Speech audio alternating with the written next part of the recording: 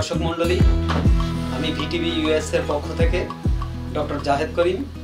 আজকে আমাদের প্রোগ্রামে এসেছেন আমাদের প্রবীণ চিকিৎসক, অত্যন্ত ভালোবাসার মানুষ, ভালোবাসার ডাক্তার, আমাদের নর্থ ক্যারোলিনার ডক্টর দবিউদ্দিন হুমায়ুনকে আমন্ত্রণ জানাচ্ছি আমাদের ভিটিভি ইউএস এবং এমসিটিভি ইউএস এর পক্ষ থেকে। আপনার সম্পর্কে আর একটু জানি যে আপনি জাতীয় সংসদের ডাক্তারও ছিলেন কোনো এক সময়। হ্যাঁ, এটা ইন্টারেস্টিং, এটা খুব আমি এনজয় করছি। এটা 1979-এ একটা ইলেকশন হয়েছিল। এটা ইলেকশনের পরে এই পার্লামেন্ট বসলো। সেই সময় তার আগে আমি ঢাকা মেডিকেল কলেজের ইন্টার্নশিপ শেষ করার পরে আরও 2 বছর ছিলাম সার্জারিতে মতিউর রহমান স্যারের সঙ্গে।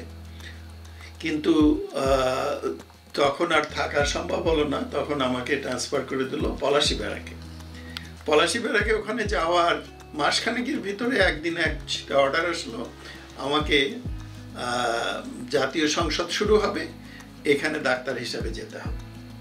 তো ওখানে একজন ডাক্তার ছিলেন যিনি পার্মানেন্ট, আর আমি গেলাম সেখানে তাকে অ্যাসিস্ট করার জন্য। এবং সেই সময়টা আমার খুব ভালো কাটছে, এই কারণে আমার একটু ইন্টারেস্ট ছিল যে এটা জাতীয় সংসদ কিভাবে চলে, কে কি বলে, এগুলো তো আগে নিউজ পেপারে পড়েছি, কোনোদিন চাক্ষুষ দেখিনি।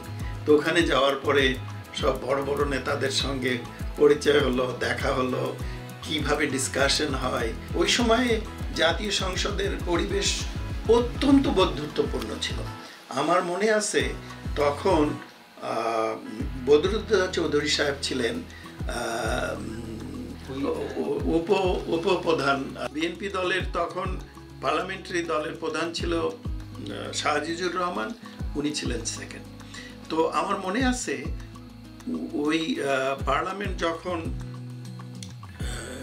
মানে পজ হয়, মাঝখানে কিছুক্ষণ টাইম দেওয়া হয়, যার যা অসুখ আছে সব ওনার কাছে এসে বলে, ডাক্তার সাহেব আমার এই প্রবলেম, ওই প্রবলেম। উনি ওখানে পার্লামেন্টের ভিতরে বসে উনি ওইখানে প্রেসক্রিপশন দেওয়া, ওইখানে আবার ওই প্রেসক্রিপশনগুলো নিয়ে আমাদের কাছে আসতো ওষুধের জন্য। তো এইরকম একটা সৌহার্দ্যপূর্ণ পরিবেশ সেই সময় পার্লামেন্টে। বিভিন্ন দলের